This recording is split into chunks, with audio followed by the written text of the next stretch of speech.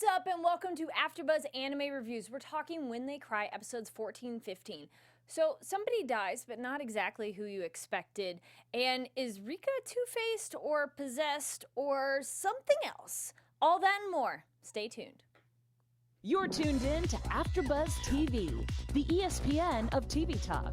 Now, let the buzz begin. What's up? Welcome to AfterBuzz Anime Reviews. We're talking When They Cry, episodes 14, 15, as well as give you a recap on Anime Expo because that was last weekend. Woo! So let's get in. We're going to talk about that as well as our word and stuff, anime, because it's just overload of There's a lot decompressed of from going Anime on, yeah. Expo too. Anyways, my name is Kari Lane. I'm joined by my co-host. Hey everyone, Veronica, Valencia. Hey guys, it's Ollie, Drennan. And sorry Jamie's not here, Yeah. but she's not here. But she will be back. She will be back, don't worry. What did we think of these episodes? So if people don't know, these two on that end of the table have seen the show about quite some time ago. Please no spoilers if you have seen it. I've never seen it. And it's fun to have a kind of interesting mix of people who have and haven't seen it. So what do you think of these two? For sure. I mean, the first time I saw this, and even going back and rewatching it, I find it kind of ironic that this particular arc, I think, it's called Time Wasting Arc. Yeah. Because that's kind of how I felt, to be perfectly honest. Because it's such a pull from the storyline we have been following in all of the other arcs, which was, the curse. At first it seems cool, like, oh, we're going to jump back and maybe see kind of how it developed with the dam and the dam project and everything. But not really. Yeah. It doesn't really go into that. It mainly stays with the detective guy. And so it's a good thing that this arc is only 2 episodes because it did feel very, far away from the main storyline. So if it had gone on any further, I could see people definitely drifting off. Yeah, I think this episode was a little bit of a snoozer. It was nice these episodes, it was nice to kind of have more of a world building with Hinamizawa. And also we kind of saw outside of Hinamizawa too. Yeah.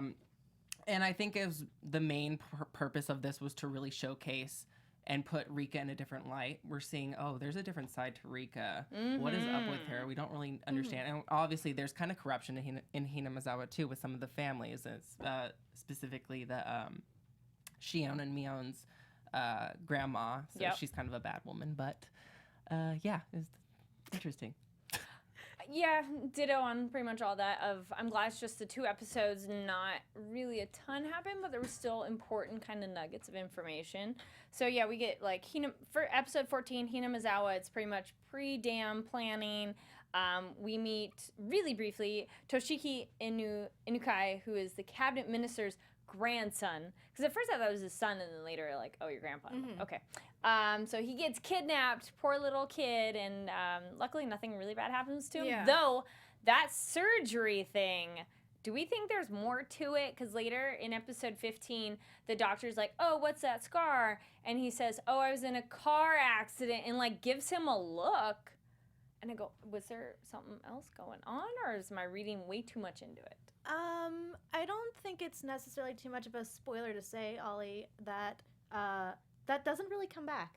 Okay. No. It's funny because, yeah, you would think, like, why would they show that? Like, why would but that be a looking part? back, when I was rewatching this, I don't remember that. So I was thinking to myself, what was that? Yeah. So, yeah, don't worry about it. Yeah, don't But read I too much feel into it. like that Sometimes- could have been something. Yeah, You go, there's, oh? or maybe, I wonder Or if they're that was... throwing things at us, make us think there's red more. herring, yeah. Yeah. Oh, well. Let me know. Leave comments down below if you thought some of these crazy things along the way, because I feel this show kind of goes like, maybe. But maybe that's on purpose to mislead you and make you kind of wonder what's going on. So then we also have a new detective. We meet Mamoru Akasaka. Akasaka? Yes. Who is our detective who I thought he was totally going to die. Come on, leave a comment. You totally probably thought he was going to die. It would make sense because he came out of nowhere in this arc, and it really seemed to follow him. So it would make sense if, like, he somehow got affected by the curse. And I guess, in a sense, not jumping too far ahead, in a sense, I guess he did. Kind of. But, he was an odd character just because he really came out of nowhere, no mention. And like I said, it's kind of distracting being pulled so far back and then not even have it be mainly about, you know, maybe Rika or mainly about, you know, the Sonozaki family, but about this detective. Yeah.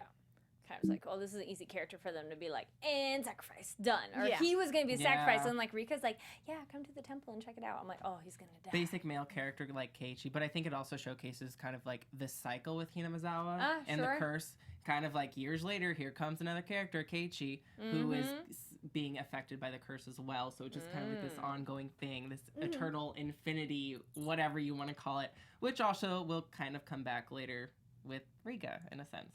You know what I'm saying? Yeah, a little bit. Maybe. So he gets to go check out the local cops. We get Oishi. Oishi was even creepier and more suspect in these episodes. Really? Our detective, our No, inspector. actually, no. He was actually on his good. He was on a good behavior. Or I don't know. I'm just giving him the no. side eye, like. I think he had like better intentions of Yeah. actually like trying to solve the crimes and not Okay. just kind of brushing them off like he has been. And they keep in mind that this was like years prior to. True. Maybe he was in a better mood. I don't know. Yeah, he seemed But a little more chipper. Also, it's so funny, Veronica, because I watched these 2 episodes in English. Oh yeah. Did I ya? finally have access to English episodes. And oh Yes! my gosh, I apologize. I just don't like Oishi's English voice. It's so bad. But yeah, so maybe I should go back to Japanese, but yeah. I don't know. Maybe I've just been suspicious of him. So these episodes, like, I felt I'm like, oh, is he in on it? And he's like gonna facilitate something bad happening to I can see that. Akasaka. So I'm like, But so he does that. We learn kind of our detective gets all the information on the local families and everything. We meet Rika, who's much younger and weirdly pops up in places. The most super suspicious little kid. She is a cat. Yeah. She's like, meh, every time she pops up, Yeah. she's like, meh. So she is a cat. He's That is- all, what? I'm not being a creep. I felt bad for him as soon as he showed up. He's like, oh, she's cute. Which is like a normal human kind of reaction of like, oh, cute kid. Yeah. But then she like stares at him. He's like, oh, great. No, I'm not a creeper. Don't worry. Mm-hmm. That was kind of cute. He's not Dr. Ire. Oh Yeah. gosh, he comes back.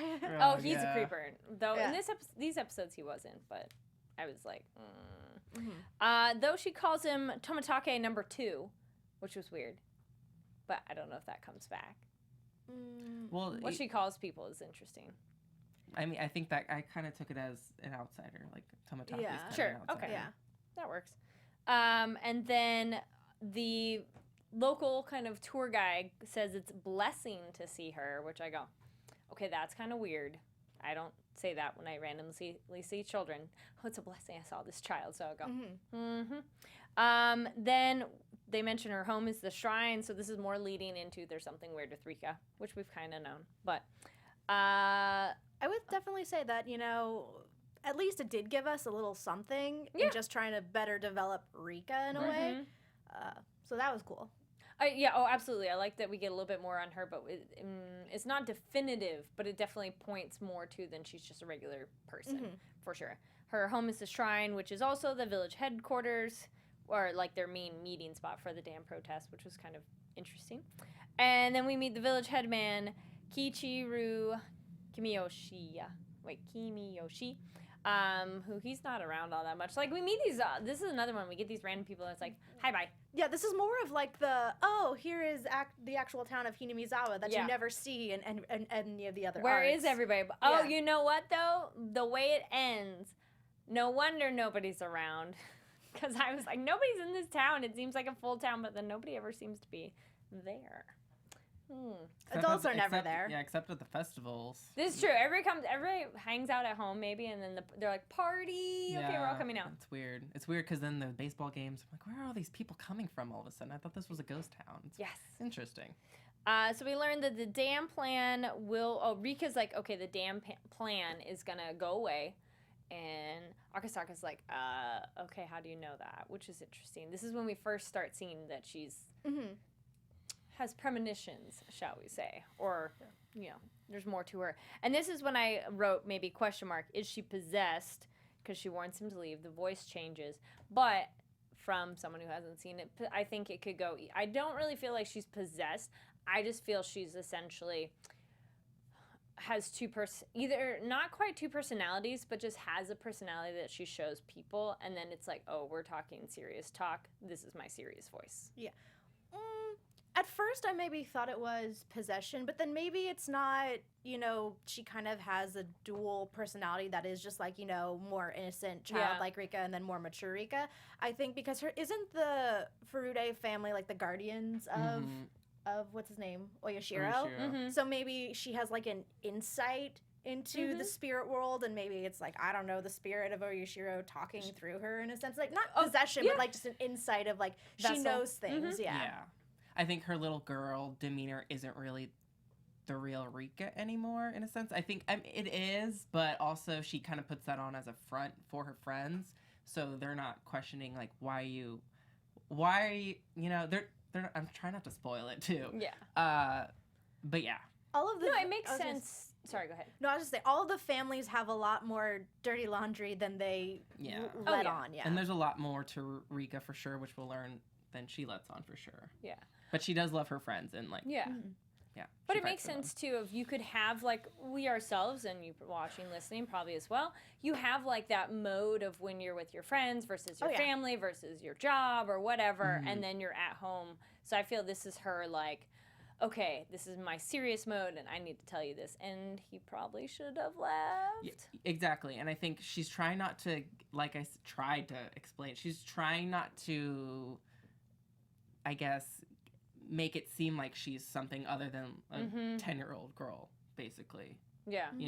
So she's trying to like give you that information, but also I'm still a little girl. Like I don't understand complicated things. Rebecca was here. She already said this isn't. She's older than she is. Yeah. So. Oh no. There's something there for sure. Just the question is, then I wonder how much detail we get into it once we learn. Also, more shout out to Rebecca. Like, I loved her mature voice too for Rika. That was such a switch that I was like, I'm like, wow, is that so Rebecca? Like, wow, yeah. That was cool. And if you missed it, we previously had the voice of Rika on as a guest last week, which is was Anime Expo. But our last episode, check that out. Is really fun to get her insight. So again, shout out to her. Is really cool just to hear more on this peculiarly interesting show. You can hear Rika just as she's talking. Yeah. So then we have that there was a spy with the family, which I go, okay, and there's a meeting, and then that's when this is when Akasaka that's like, okay, they kind of have known you're coming in a way. Because also, how conveniently suspicious. We know somebody's coming, and some random dude out of nowhere shows up on quote-unquote vacation. Yeah. I don't feel this is a safe situation for him. And I like when he's on the train, he's like, yeah, normally they'd have someone go as backup, but they figured it'd be fine. Yeah. It's like, dude. So many red flags, but yes. He doesn't know. No, he does not. So they find the wallet and ID card of the missing kid in this ghost town, Takasudo, and I was like, this is a trap. It's totally a trap. But in the end, not so much. Not really a trap. Not as much, yeah. I was a little bit surprised. Episode 15, Sign. So we get to see our doctor again, who, not as creepy as before, he doesn't want to adopt and marry a child. The grandson? Yes. And he's kind of helping the kid and everything, and again, that mysterious scar. So the detective and Oishi go, and they spot Rika while driving, which is also weird. Just like, dude, she's everywhere. She's always watching. She is. Mm-hmm. Or is it really Rika? This is true. It could be a vision. It could be something else. Absolutely. Yeah. I feel it's one of those. This show is definitely too many pieces up in the air that I'm waiting for them to fall because I'm like, I don't know. Then we have, they arrive and they kind of have this, they get the fight, they get a chase, and the henchmen ultimately escape. I was like, yeah, this totally took a different shift. We don't have a lot of fighting, like hands-on, and then like get shot. I'm glad Akasaka only just got the shoulder wound. I was gonna say, this felt more of like a normal anime in a way. Yeah. Like a normal arc as opposed to the other ones, where the other ones were like, oh, I'm going to, stab, like, cut my neck or something like that. Yeah, just a normal fight. Yeah. A normal fight, none of this weird, like, gore, horror stuff going on. Yeah. Until the very end when we see the flashback of Rika, but that's it. Yeah. So that was kind of like, okay, that's all done. Akasaka's in the hospital. He just has the wound, so he's okay. And the damn project is frozen. And he's like, so it came to, what he thought it would be. And he gets nervous. All the phone cords are cut. If that ain't suspicious, come on. But we learn it's because Rika goes, no, you don't want to call home because you'll just be sad. I wonder if that would have, it would have been sad, but I wonder if that would have saved him. But also, she tried saving him earlier. I think She in did. episode 14, she said, go home, return to Tokyo. And he didn't listen because of the case. I And she was think- trying to warn him, basically, in her mature voice, and he didn't listen. Because he disregarded it. He didn't. He was like, what the heck's going on? What is this 10-year-old telling me what to do? Like, no, I'm here to do my job. I was So- gonna say, I feel like had she, and we'll get into this a little bit when you bring it up, Carrie, but I feel like had she been a little bit more direct, like we see in the later flashback, maybe he would have taken her warning. But she was kind of talking in circles, like, yeah, you can see how he would dismiss it. Oh, you mean the ominous person giving you specific advice so you can prevent it from happening? When does that happen? Let's be as vague as possible and let you figure it out. And then ultimately the character never does. So it's like, but agreed. She should have been like, you need to go home. Or she could have been like, go home to your wife. Like, not even said anything specific. Just go home and be with her. Not just go back to Tokyo. At the very least, that would have sparked, like, I should check in He's on like, my wife. oh, yeah. Absolutely. So then we have, that's all ominous and everything. And then she goes, in a few years, I'm going to die. So, okay, cool and creepy. And she mentions the Cotton Drifting Festival. This was another moment that makes me think, like, she's definitely connected to the spirits because when she shows them the festival, air quotes, it's just kind of people hanging out drinking. And she's like, she seems disappointed of this is how they're celebrating. Yeah. Which, if she was a god or connected to the gods, she would want a bigger celebration. Exactly. Like, she feels this is subpar. Like, she's disappointed. So a few years pass, and it's just one of those, like, time jump. And we meet up with Oishi and Sapporo, and I was like, oh, cool, he moved away. Which we learned he kind of had to. His wife, so we learned Akasaka's wife, she died, she slipped and fell. But luckily the baby didn't die. I was kind of worried with that. Like, the way she fell down on her stomach. It's like, ooh, okay. And it was so romantic of, I look out on the sunset, and it's kind of the way we'd be connected under the same sky. Oh. I do think if he had gone home, it would have been a different story. Because I think she went up there because he wasn't there. And if he had been, that wouldn't have happened. Though, depending on how much the curse affected them, would this have been a Final Destination thing that she just would have died a different way? I think just even from the very beginning, like, he literally said, oh, I might not be here for your delivery. If your wife is that close to giving birth, you don't go. No. Yeah, if it's like you're at least a couple months out, maybe. Yeah. But like this feels like any day now. No. So then we also learn that and then the wife died on the festival night. So June in 1983, there was a toxic volcanic gas in the swamp, and it's a disaster, which is one of the ends or the end of one of the other arcs. So it's like, which feels so random. But I guess not really. It tried to, like, how do we kill everybody? I feel like this arc tried to do something different in the sense of, like, give us before the arc we know, give us some insight to the timeline before the arc that we know, and then some insight into the timeline of after the arc that we know. So it gave us, the dam project, and then it gave us everything that happened after the toxic gas, which, like, cool, I enjoyed that. It just still felt very distant. Yeah. It was just kind of like, here's information. Because we had to connect with Akasaka, who wasn't really like an interesting character. I don't know. To me, he wasn't that. He was pretty surface level. I was obviously here for Rika and exploring her character more. But yeah, it's kind of hard because this is in the middle of the show, and clearly it is trying to do something with showcasing Rika and whatnot. Yeah. But yeah, I agree that it was kind of hard to. It was hard because we have all these other characters. Like, where's Reina? Where's Shion and Mion and Satoko? I think we saw I care about. Either Shion or Mion at the table, though there was only one child. Because the other person has green hair, but I think that was the parent. Yeah. I'm pretty sure it was Mion. It was Mion. So, we saw them briefly, kind of. Yeah, they were there. Yeah. So then it's been 5 years now and then also Rika got murdered, was drugged and in a drug coma, and then got murdered. So disemboweled, yay. But at least they disemboweled her after she was in her drug coma. The show gets intense, yeah. And she predicted all of the deaths which we learned about. Question. Yes. Did you find this delivery effective? In the sense, like, did you find the delivery as a flashback more effective, or do you think it would have been more effective had we seen it in that moment where she's talking with him at the shrine, and then it all happened? flashback because he probably dismissed it, and it's one of those, in retrospect, he goes, oh my gosh, she actually did tell me about it. Because ahead of time, he'd be like, okay, yeah, whatever. Ollie, what about you? I don't know. I don't really have anything to say. Veronica, do you think it would have been better beforehand? I think it would have been a little bit more interesting beforehand. I don't know if that would have affected his character in coming back. Maybe that would have sparked like, oh, I really want to know like what's going on here now, because he knew, but I don't know. Us knowing kind of would have maybe seen Akasaka in a different light when he came back. Could be, yeah. And then we learned that there's pretty much a blockade on Hinamizawa, and nobody's gone back since, and it's destroyed. So we think. So would that be the end of the story? We think maybe. So we'll hold on to our predictions, and we'll let's get into some news while I grab this. AfterBuzz TV News. So Anime Expo was last weekend. I'm pretty sure if you went, you're still recovering as well. Oh, it's a lot. It was a lot. It's a lot.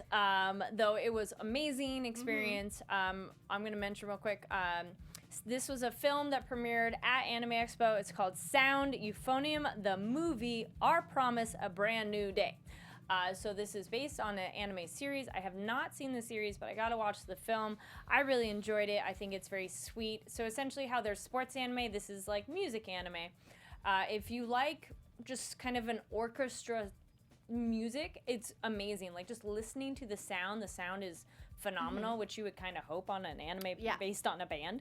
And it's not band like a K-pop because it's like full orchestra. It's very kind of slice of life, sweet and cute of these primarily girls. There's some boys in the class too, of them kind of navigating, like being part of the group, auditioning, relationships, senior versus like freshman, like almost idolizing your senior, but you know, maybe you're putting them too much on a pedestal. And then also some kind of romantic relationships, which is a little more on the subtle side, but I still thought that was very kind of sweet and innocent because they're still kind of, the main girl, she's still kind of trying to figure out how she feels about everything. So if you're interested in this film, Fathom Events is having a in-theater screening of it on the 15th. So in just a couple days, they had a screening as well on the 11th. So check out fathomevents.com for more information on how to see that at a theater near you. Were there any particular highlights for either of you from Anime Expo you want to share? I mean, on Saturday, I saw 2 very awesome screenings. And Yes, you did. They filled me with complete joy. I had the honor of seeing the My Hero Academia Season 4 premiere, which I did a quick kind of non-spoiler review, and that is actually on the animation channel if you want to go check that out. But yeah, so just kind of expanding on it just a little bit, you know, it's, like I said in the quick review, it's going to get intense next season. You know, we've seen My Hero doesn't really shy away from the action. You know, their characters do get injured. We do see blood, but I think this next season is going to get way more dark than we've ever seen this show get, which is kind of exciting, but also like, whoa, My Hero, I never thought you would go there. But it's going to be intriguing for sure. At the end of last season, we got introduced, you know, the big 3 and a couple of new villains and a couple of new heroes. I think it's safe to say we're obviously going to expand on their characters more, so that's going to be really great to see.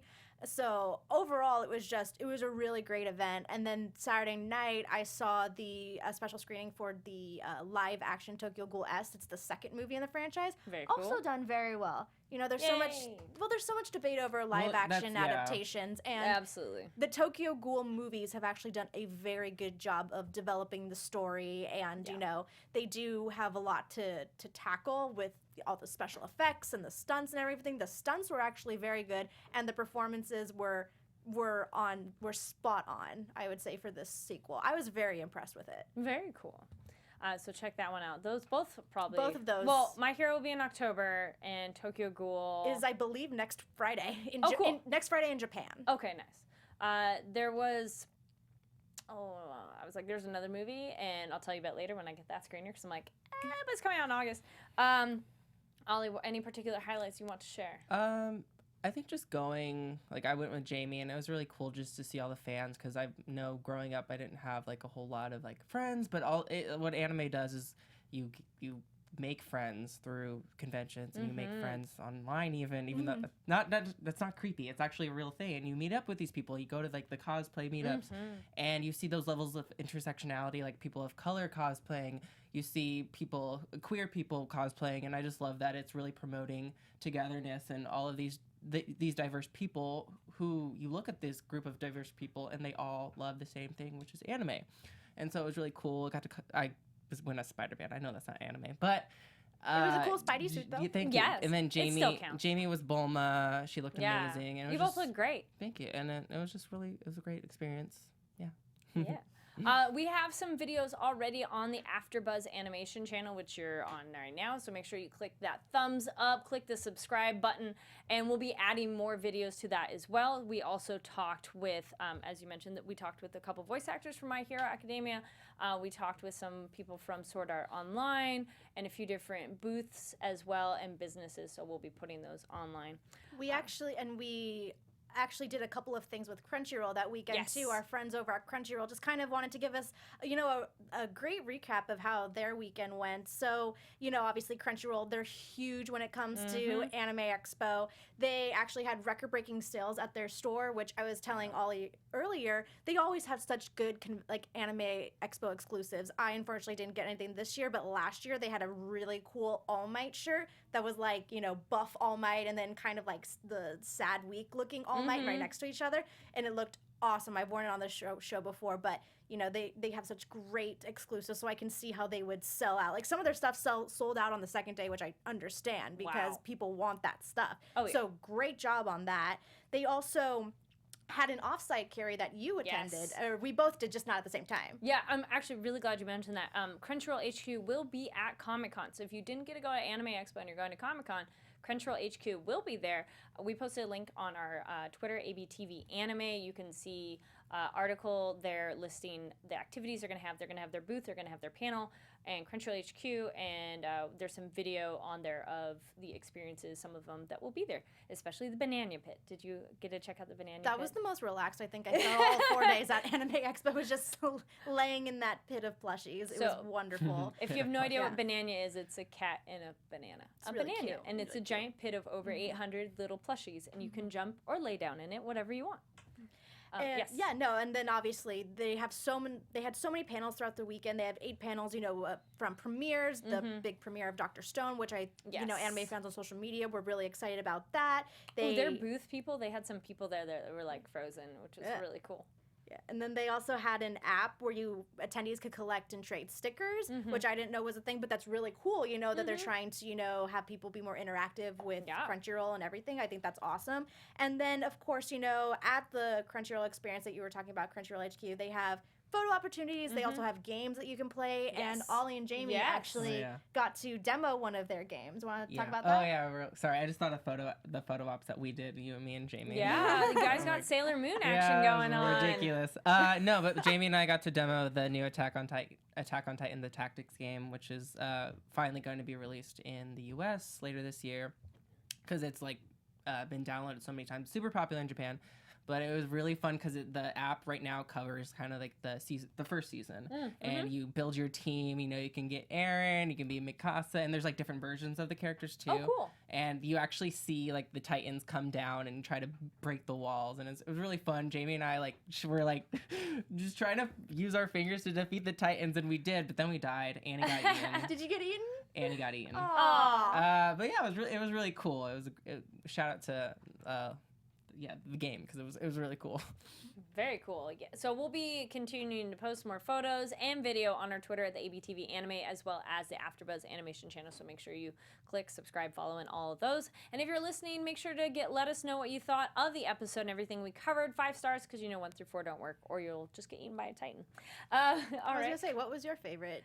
My favorite, what did we check out? It was a lot of walking. A new thing I got to see this year, which I'll have a video on this, is After Hours. It was a show. So it was burlesque and comedy, which is always kind of fun because they've done that before at Anime Expo, which is so nice because Anime Expo isn't just you're just watching anime. There's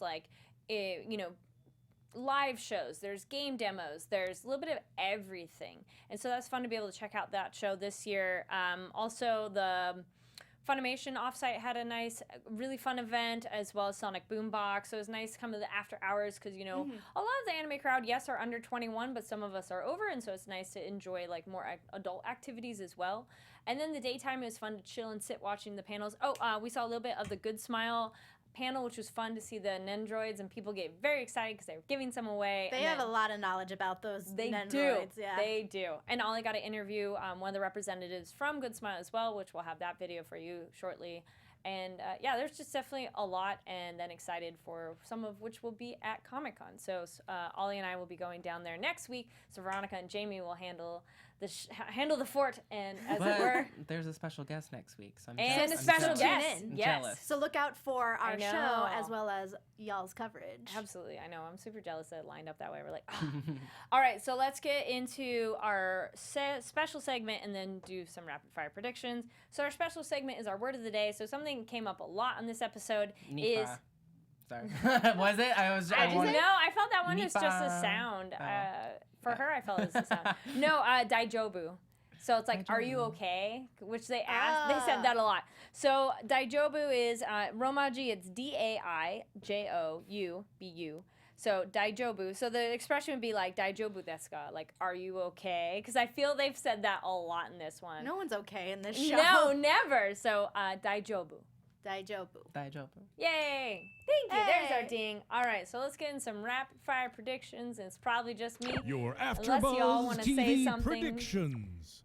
You're like, nope. I think this next arc is going to be a big one, as we've discussed. So I think hopefully a lot more information will be added to this puzzle, because I feel we have a lot of the pieces laid out. They're just not connecting enough yet. I don't really feel everybody's really gone after this gas explosion or contamination, as it were, and I think Rika is a lot more to her than we know, and I think that's the same for most everybody in the town, that there's a lot more to them than we have been let on.